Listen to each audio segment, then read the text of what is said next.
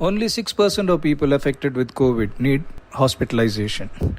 If our country needs to deal with only this 6%, our death rate would be far below what it is today, and medical care would be available for those who need it.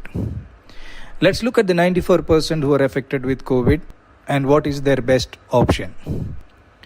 You are tested positive and you have either no symptoms or very mild symptoms, like a cold, cough, fever, body pains, weakness. This means that your immunity is working well against the virus and keeping it under control. And in a matter of 1 week to 10 days, all these symptoms will settle down. You may develop a loss of smell and taste along the way, but you will recover without any complication with simple over-the-counter medications like Dolo 650, home remedies, Ayurveda and homeopathy. Be in constant telephonic touch with your family doctor. Keep him informed on a daily basis. I have treated over 1300 people this way successfully. I strongly believe that over 94% of the people affected with COVID can be treated this way. Where are we going wrong? RT-PCR is the main test for diagnosing COVID, and it is only about 65 to 70% accurate, which means the 30-35% may be positive but will still show as negative. Not testing for COVID.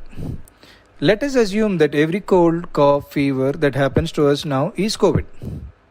We isolate ourselves and follow the rules which are laid down by the government, and we treat it as I have advised above and be done with it in a week or 10 days time. Testing for COVID. Once you are tested positive for COVID, you follow the above line of treatment and be done with it in 1 week to 10 days time. But this is possible only in 10% of those who have tested positive. Let me explain what happens to the rest 90% who are tested positive. Panic. With the second wave hitting us hard and the fear surrounding it, the moment you are tested positive, all hell breaks loose.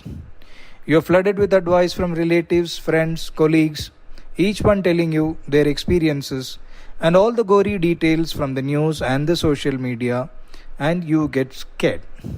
You hardly have any symptoms, but the moment you know you are positive and you hear all their advice, you start to panic. When you panic, your breathing pattern changes. You breathe shallow, and in doing so, you pull carbon dioxide in your lungs and you begin to feel breathless.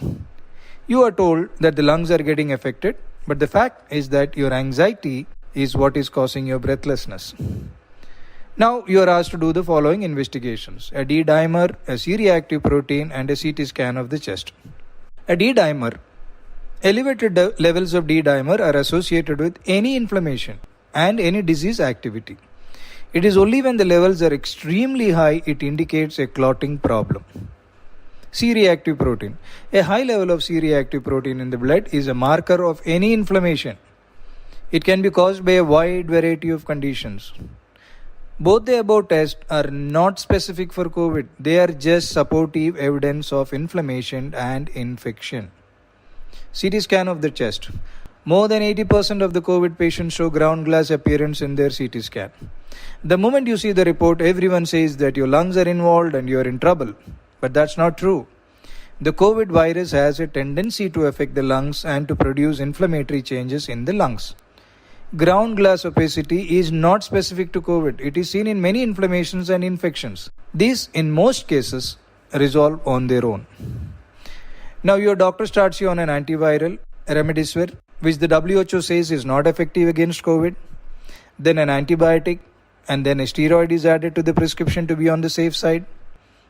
Remember, when you are in panic, your doctor who is treating you will also go into panic and ask you to get admitted. After all, he is human and he is answerable for you.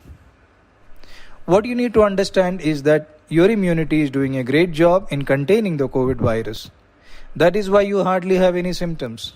All these medicines are very strong and have a lot of side effects. When you consume these, they together crush your natural immunity, which is doing a great job, and you begin to get worse. Your condition deteriorates and you end up in the hospital. The medical system is doing its best, but it is overwhelmed and in the process of collapsing. You need to use your common sense and logic and decide which way you want to deal with the COVID when you get affected by it. The authorities are now saying that COVID is spreading through the air and not a droplet infection anymore, which means the spread is very fast. The way the second wave is hitting us, the chances are that most of us at some time or the other is going to get affected by the COVID. And by then, we need to be ready with our choice.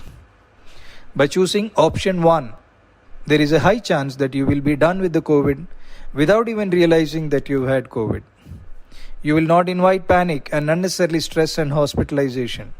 You will not unnecessarily block hospital beds and leave them to the 6% who truly needs them. The choice is yours. Take care.